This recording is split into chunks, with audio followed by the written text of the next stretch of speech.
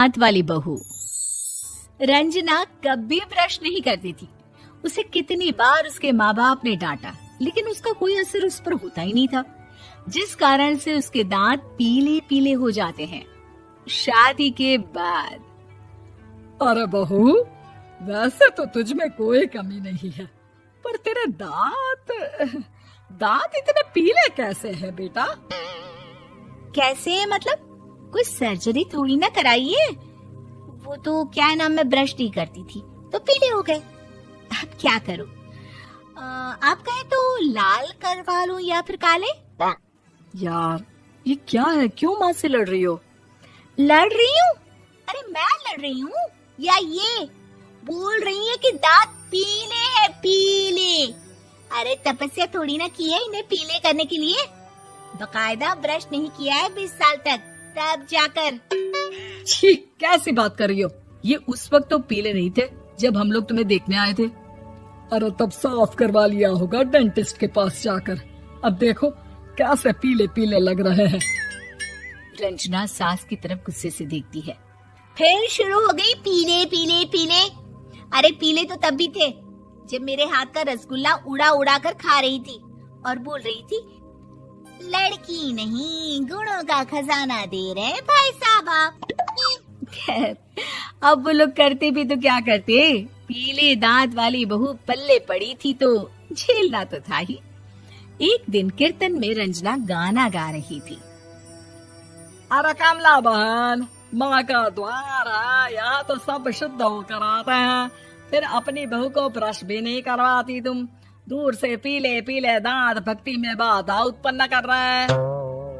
अरे कोई 2 साल की बच्ची थोड़ी ना लेकर आई हूँ मैं बहू बनाकर। अच्छी खासी लड़की है, अरे कैसे करवाऊं ब्रश? ये तो उसे खुद करना चाहिए ना। अब माँ बाप तो इसके जैसे तैसे निपटा दिए, ये नहीं सोचा कि सास कैसे संभालेगी। सास बहू को लेकर घर आ जाती है, लेकिन सोच लेती है कि अब इसे लेकर कहीं नहीं जाएगी। अगले रोज बहू कहती है, अरे क्या हो गया, मंदिर नहीं जाना क्या? कीर्तन का वक्त हो रहा है। मेरी मधुर वाणी से कान्हा जी जागते हैं और सोते हैं। आप तो जानती है ना उनकी भक्ति में कितना मन लगता है मेरा। वो क्या है ना, तबीयत ठीक नहीं लग रही है मेरी, आराम करूंगी मैं। तबीयत ठीक नहीं लग रही? अभी तो मिथुन के गाने पर नाच रही थी आप, और अब बोल रही है कि तबीयत ठीक नहीं लग रही। अरे भक्ति में मन लगा लो सासू माँ, ऊपर जाना है, क्या मुंह दिखाओगी आप? हाँ? सास को बहू की बात पर गुस्सा आ जाता है। मैं क्या मुंह दिखाऊंगी, इसकी चिंता तो ना कर, समझी? अपने मुंह की चिंता कर, जो ये पीले पीले दांत लेकर हर जगह पहुंच जाती है। पता है लोग कितना मजाक बनाते हैं। ना जी ना, मैं नहीं जाना कहीं तेरे साथ। तो ये बात है, कोई ना, मत जाओ, मैं अपने कमरे में ही बैठकर भक्ति कर लूंगी। ऊपर वाला दांत थोड़ी ना देखता है, मन देखता है, भावना देखता है। और अरे बस बस, तू सब कुछ दिखा, बस ये सफेद चमकदार दांत ना दिखाना किसी को, है? जा यहाँ से। बहू को सास की बात का कोई फर्क नहीं पड़ता, वो तो जैसी थी वैसी ही रह जाती है। सुबह नहाकर किचन में खाना बनाना, फिर खाना खाना, कीर्तन भजन करना और सो जाना। एक दिन, माँ जी मैं सहेली के घर जा रही हूँ, शाम को लेट आऊंगी। हाँ हाँ तो जाना, मैंने कौन सा तेरी आरती करनी है घर पर बैठकर। रंजना सहेली के घर जाती है, जहाँ वो पार्टी में जाने की तैयारी कर रही होती है। अरे शिखा, कहाँ जाने की तैयारी कर रही है? मैं गलत वक्त पर आ गई क्या?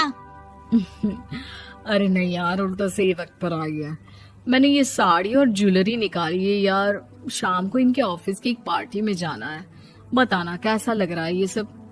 नहीं यार, इस ड्रेस के साथ तो वो वाली ज्वेलरी अच्छी लगेगी। हाँ हाँ सही बोल रही है, मैंने ध्यान ही नहीं दिया। वैसे तो हमेशा से मस्त फैशन सेंस रखती है। तो बड़ा जाती होगी ना पति के साथ पार्टी में। रंजना कुछ नहीं बोलती, बस सोचती है कि यार काश ये बात सही हो जाती, पर मैं क्यों नहीं जाती पार्टी में? क्या इन लोगों की कोई पार्टी होती नहीं होगी? रंजना घर आती है और रात में पति से सवाल करती है, एक बात बताइए, आप मुझे किसी पार्टी में क्यों नहीं ले जाते? क्या आपकी यहाँ ऑफिस में पार्टी नहीं होती? पति बेचारा क्या कहता कि दांत पीले हैं तुम्हारे इसलिए। अरे कोई पार्टी होती नहीं हम लोगों के ऑफिस में, तो कहाँ से लेकर जाऊं? और मार्केट, मॉल, कहीं वीकेंड घूमना, कहीं तो। अरे यार, सारे हफ्ते में एक छुट्टी मिलती है, तो सोचता हूँ कि आराम ही कर लूं। क्यों? रंजना मन मार के रह जाती है। पहले कभी सास के साथ मंदिर जाया करती थी, लेकिन वो भी सास ने ले जाना बंद कर दिया। घर बैठी बैठी रंजना बोर हो जाती है। तभी उसे आइडिया आता है और वो मायके जाने का सोचती है। सासू माँ, 2 दिनों के लिए मम्मी के घर जा रही हूँ। अच्छा अच्छा, ठीक है, आराम से जा। और हाँ, माँ से कुछ अच्छी आदत सीख कर आना कि कैसे शरीर के हर भाग की तरह दांतों की सफाई भी जरूरी होती है, समझी? शुरू हो गई ना आप। वो लोग आपकी तरह नहीं है कि छोटी छोटी बात का बतंगड़ बना दे। उन लोगों के लिए मैं मायने रखती हूँ, ना कि मेरे पीले पीले दांत। रंजना माँ को बिना बताए उन लोगों को सरप्राइज देती है, लेकिन जैसे ही वो दरवाजे पर पहुंचती है, अंदर देखती है कि घर वाले कहीं जा रहे होते हैं। अब माँ, काश रंजना दीदी के दांतों वाली प्रॉब्लम नहीं होती, तो वो भी हम लोगों के साथ चलती ना बुआ जी की बेटी की शादी में।